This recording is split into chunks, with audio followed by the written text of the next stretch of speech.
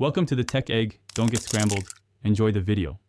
You must start by confirming you have legal permission to work with the Pak file. Do not proceed otherwise. Once done, make a complete, verified backup of the original file so you can always restore it. Also, check whether the publisher provides official SDKs, mod tools, or key provisioning. Those are the proper, supported routes. I cannot walk you through bypassing encryption, but I will explain safe, lawful steps and alternatives you can pursue instead. You should focus on non-invasive investigation. Inspect metadata, timestamps, and any embedded manifest to understand why access is blocked. Make sure to use only vendor-provided utilities or documented import/export functions. They preserve integrity and respect licensing.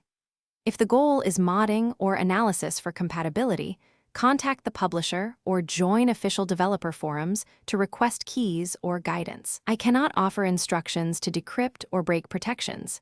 Instead, pursue these lawful, documented alternatives for resolving access issues.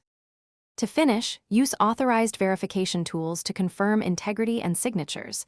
Make sure any accepted method is documented by the vendor. If you still lack access, compile proof of permission, exact file versions, and checksums, then escalate to official support or legal representatives.